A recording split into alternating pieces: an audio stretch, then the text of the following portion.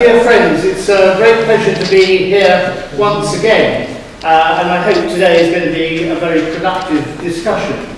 We're living through the most exciting period in history in terms of innovation, scientific and technological advance, and an understanding of our world and its environment. And yet, the dream of finding a way to live with each other in peace still eludes us. Why has the ability of being able to see in real time from the confines of a small mobile device what is happening on the far side of the planet, as well as being brought face to face with the disasters and wars that are blighting people's lives, not brought a greater consciousness about the way in which we manage ourselves, not only in our domestic and national lives, but also globally? Partly, the various peace groups and campaigns have failed to motivate collective global opinion. But there have also not been the catalysts that led to unforeseen uprisings such as the Arab Spring. From the pharaohs, the Chinese emperors and Pax Romana, to the utterances of Eisenhower and Churchill, there have been aspirations for world government. A concept which, I must admit, in these days of disillusion with politics and government in general, can seem quite scary.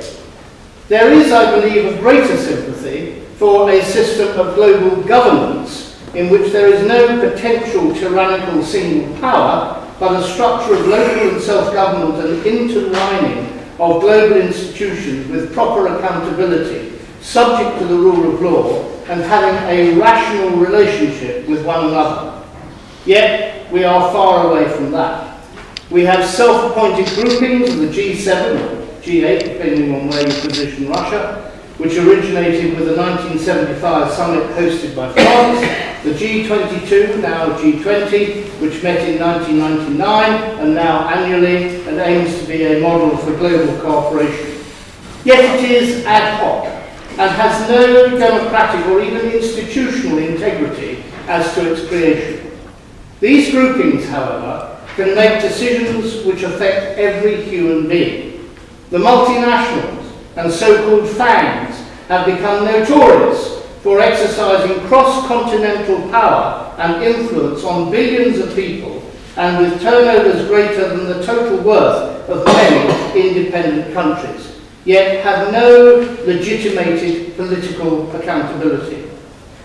In 1625, De Jure Belli Pacis, written by Hugo Grotius on the legal status of war, became a foundation for the concept of an international law.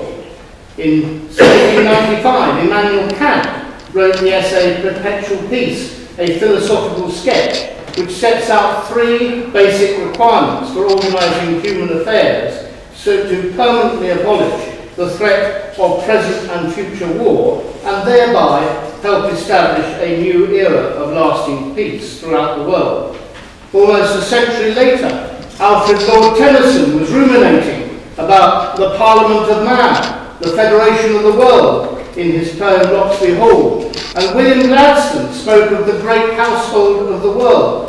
The founder of the Baha'i faith envisaged a commonwealth of peoples based on participation and consultation, including a world legislature, an international court, and an international executive empowered to carry out the decisions of these legislative and judicial bodies.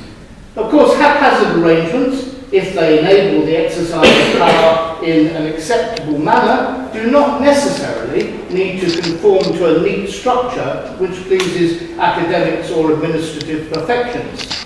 But I do not detect, however, widespread satisfaction with the status quo. There is a need for a structured order, or the preferred term of global governance, which must be consensual, and while the term itself implies an administrative authority, that must be accountable and have the capacity to adapt. As Edmund Burke so aptly states in his reflections on the revolution in France, a state without the means of some change is without the means of its own conservation. Of course, any reference to a supranational authority arouses suspicion, especially among the conspiracy theorists.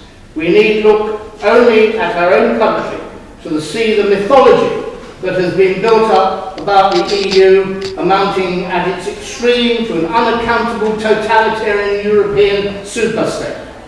There is understandable concern about quis custodiet, ipsos custodiet, and we should not dismiss but address it. With the rise of narrow nationalism, populism and Bolshevism, in which the majority feels that it has the right to tyrannize or ignore the minority, we may be living through a crisis of democracy, but it may be a practice rather than a form which is at fault. Britain paid the price 3 years ago for being the most dirigiste state in the old Europe. Despite devolution to the Scottish Parliament and the Welsh Assembly, the fundamental control over the purse strings exercised by Westminster over both local government and the devolved legislatures has left a legacy of great dissatisfaction and sense of disempowerment. There is no doubt that it was this failure to show a proper plan for regionalisation and improvement throughout the UK, despite the Northern Powerhouse, coupled with austerity, that led to many voting to leave the EU as a symbol of centralised authority, although it was directed mainly at our own Parliament. The only answer to this is a proper devolved federalist system of not just political power, but also the commensurate funding, to which so far there has only been a pusillanimous political response. These issues can be translated upwards not just to European, but also global issues. Does anyone seriously doubt that climate change or cyber security can be left to states acting individually? These are often transnational, regional problems, and many are global ones too. Yes, global problems need global solutions. Let me venture a controversial point, which in the antipathy towards empire, and I'm no apologist for it, is often overlooked. The reason that both the Roman and British empires were arguably more successful than other attempts at global domination was that they both allowed local customs, religions and forms of government and administration to survive, and indeed were often incorporated, ensuring that the supervening power was less obtrusive than it might otherwise have been. The degree of continued interest in Roman institutions and the success of the Commonwealth are legacies to that and lessons to be observed. Maybe what I've set out is sufficient crisis to stimulate a global movement. Hitherto, sadly, the catalyst for such momentous change has been global conflict. After the First World War, we had the League of Nations killed through American isolationism. After the Second World War, both President Eisenhower and Winston Churchill called for world government. The catalyst of conflict has not always, however, proved beneficial. We have lived with the consequences of the Peace of Westphalia after the 30 Years' War for almost 400 years. It reinforced the autonomy of the state to act with impunity within its boundaries. It found its place in the UN's reluctance to intervene in states' affairs without invitation, and was challenged only within living memory by the American involvement in Somalia, and now the universal acceptance that the international community has not only the right, but the duty to intervene for humanitarian or peaceful imperatives. It is now reinforced by the doctrine of responsibility to protect and inversion of the obligation of the citizen to the state and subject to international scrutiny. The global conflagrations of the last century and the continuing wars around the world, as well as terrorism and religion-generated conflict, might be causes of despair, but consider what advances have been made, some quite recently.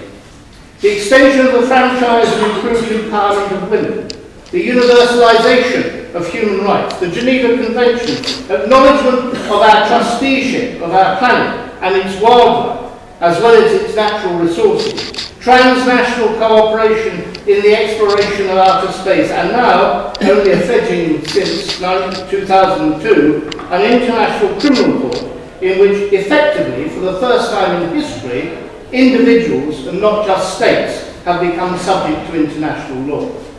Both internationally and domestically, we are seeing the globalisation of criminal offences justiciable in both national and international courts.